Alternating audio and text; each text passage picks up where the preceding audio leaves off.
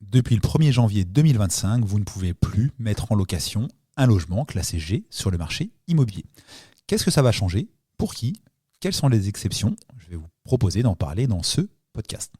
En effet, si vous êtes propriétaire d'un logement et qu'il est classé en G, vous avez un locataire qui s'en va, vous dites comme d'habitude, je vais remettre mon logement sur le marché de la location traditionnelle, location nue ou location meublée, et c'est clairement impossible.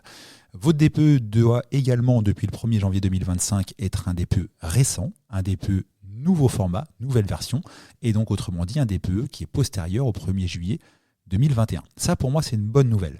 Le DPE antérieur au 1er janvier 2021 était vraiment une fumisterie, pour être poli, un DPE qui ne servait pas à grand chose.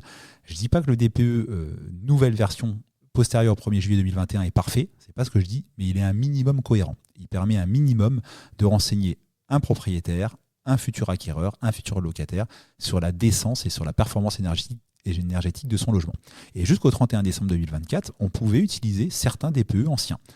C'est plus possible. Ça, c'est la première des bonnes choses. Donc, si vous avez un DPE récent et qu'il est classé en G, c'est fini. Vous ne pouvez plus mettre le bien en location sur le marché. Il y a quand même des exceptions dans lesquelles certains malins ou certaines personnes aussi bien intentionnées, de bonne foi, vont s'engouffrer.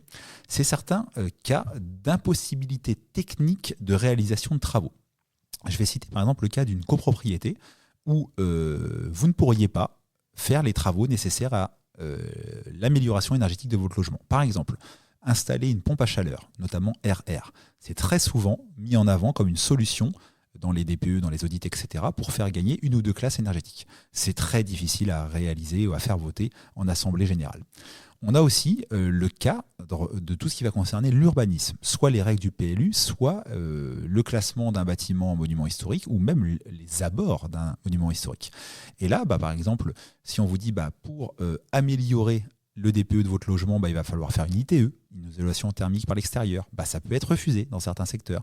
Encore une fois, de poser une pompe à chaleur. Non, on ne va pas poser une pompe à chaleur sur le pignon d'un immeuble dans un secteur classé en plein centre-ville d'une ville ancienne. Donc, dans certains cas, vous pourrez continuer à louer, aussi étonnant que ça puisse paraître, un logement classé G à partir du 1er janvier. Il y a aussi un cas plus surprenant, c'est dans l'hypothèse où les travaux nécessaires à l'amélioration énergétique du bien immobilier représenterait plus de 50% de la valeur vénale du bien au dire d'un professionnel.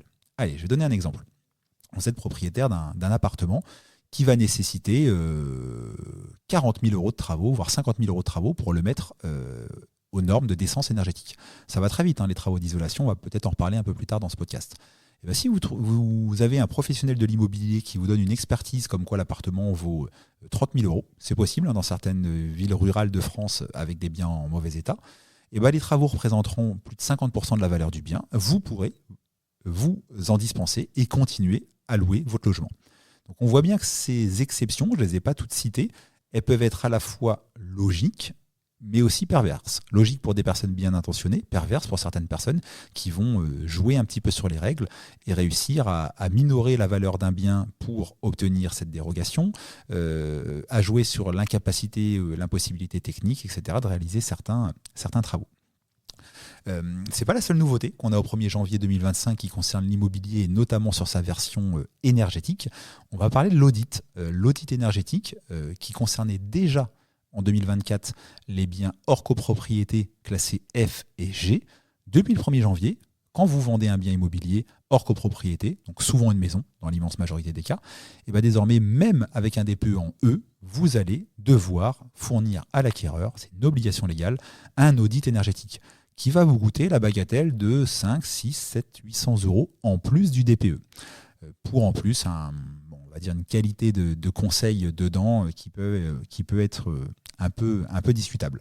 On a aussi, concernant le DPE collectif dans les copropriétés, une nouveauté avec l'obligation pour les copropriétés dites moyennes, entre 50 et 200 lots.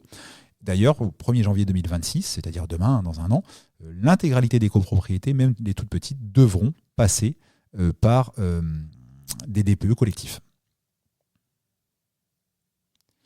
Je voulais aussi donner un petit point de vue personnel sur l'isolation et ses conséquences. J'avais fait un autre podcast, une vidéo à ce sujet-là il y a peu de temps, qui était liée à une formation que j'avais fait pour mes agents immobiliers au sein de mes agences, qui concernait l'isolation auquel on pense la plus souvent, qui est l'ITI, l'isolation par l'intérieur. Je vais vulgariser mes propos, c'est-à-dire mettre un isolant, souvent de la laine de verre, laine de roche, etc., une feuille de placo, refermer, faire des bandes de la peinture, et c'est une façon simple, rapide et entre guillemets peu coûteuse d'isoler un bien immobilier.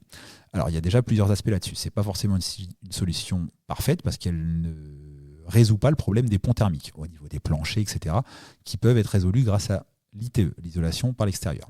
L'autre vrai problème que je me suis intéressé à simuler, c'est la perte de mètres carrés. En effet, quand on isole par l'extérieur, moi j'adore ça quand c'est possible, évidemment pas sur une jolie maison en pierre, mais sur un bâtiment classique en parpaing ou en brique, ça s'y prête très bien. Quand on isole par l'extérieur, on perd aucun mètre carré. On peut continuer à vivre dans le logement, si c'est du locatif ou si on l'occupe soi-même. Et à la fin, on a un logement tout beau, tout neuf à l'extérieur parce qu'il est entièrement ravalé ou bardé si on met un bardage bois, etc. Bref, donc moi j'adore l'ITE. L'isolation par l'intérieur, c'est complètement différent. Beaucoup plus de contraintes. C'est un chantier. Il semble difficile de dire qu'on va continuer à vivre à l'intérieur parce que ça implique également en général le passage des réseaux électriques, etc. Beaucoup de poussière, patati patata. Ça coûte en moyenne au mètre carré 2 à 3 fois moins cher que l'ITE, mais il y a un coût caché, c'est les mètres carrés perdus. Si vous prenez l'exemple d'une pièce carrée qui fait 6 mètres par 6, un séjour par exemple, qui ferait 36 mètres carrés avant isolation, et que vous l'isolez de façon classique, donc aujourd'hui une bonne isolation par l'intérieur, on va dire c'est 14 cm d'isolant, plus la feuille de placo, vous êtes à un bon 15 cm. Sauf que 15 cm, c'est sur les 4 murs de la pièce que vous allez devoir l'isoler. Et donc du coup, une pièce qui faisait 36 mètres carrés avant isolation ne va en faire plus que 32,5. C'est donc 3,5 mètres carrés qui s'envolent avec votre isolation. Et ça, vous le rapprochez, vous le mettez en corrélation avec les prix de l'immobilier dans votre région. Dans ma région, dans le Calvados, on peut chiffrer environ 2500 € du mètre carré. Et quand on en perd 3,5, c'est pas loin de 10 000 € de perdu. Donc forcément, si vous êtes à Lyon ou à Paris avec des prix entre 5 et 10 000 € du mètre carré, vous comprenez bien que les gens vont être réfractaires à l'isolation par l'intérieur parce qu'elle fait perdre des mètres carrés. Et en plus, elle n'a pas les avantages de l'ITE, résolution des ponts thermiques, bien joli derrière, etc., etc. Je pense qu'on est au début de tout ce qui nous attend sur la décence énergétique, la performance énergétique des logements liés à l'immobilier. Je vous rappelle les textes, s'ils ne viennent pas être changés d'ici là. Au 1er janvier 2034, on ne pourra plus louer un logement classé G, ni F, ni E. On devra atteindre un palier minimum de D. Donc on voit bien, ça voudrait dire qu'on sortirait plus de 35% des biens actuellement sur le marché de la location sous moins de 6 ans. Donc sous moins de sous moins de 9 ans, pardon. Est-ce que c'est tenable ? À titre personnel, je ne le pense pas. Ça n'est que mon avis. Je me tromperai peut-être. Et si je me trompe, tant mieux. Ce sera bon signe pour la planète. Mais je pense qu'on va au-devant de multiples changements, comme on en a déjà eu. Il y a eu le débat en 2023 sur l'énergie primaire, l'énergie finale dans le DPE. Il y a eu la réforme en 2024 pour les petites superficies de moins de 40 mètres carrés avec la mise à jour des DPE sur le site de l'ADEME, etc. Donc bref, un peu perplexe sur tout ça. Je serais curieux d'avoir des réactions, des avis des personnes qui vont écouter ce podcast sur les plateformes qui permettent de laisser des commentaires. N'hésitez pas, je pense que ça peut être un débat passionnant. Les pros écologie qui vont forcément vouloir à tout prix, avec des intentions nobles à la base, contraindre l'immobilier à être plus vert. Des personnes plus terre à terre qui vont dire oui, mais bon, s'il n'y a plus de logement à louer, il n'y a plus de locataires, il y a des familles à la rue. Donc voilà, trouver le juste équilibre dans tout ça va, je pense, être clairement un enjeu et l'avenir des 10 prochaines années. On verra bien. Salut tout le monde, c'était Patrick, gérant et fondateur avec ma femme Flavie des agences Visit & Co en Normandie, 5 agences immobilières qui font de l'achat, de la vente, de l'estimation, mais aussi de la gestion locative. Donc si vous êtes en Normandie et que vous avez un projet immobilier, notamment d'investissement, on adore ça, alors contactez-nous. Ciao.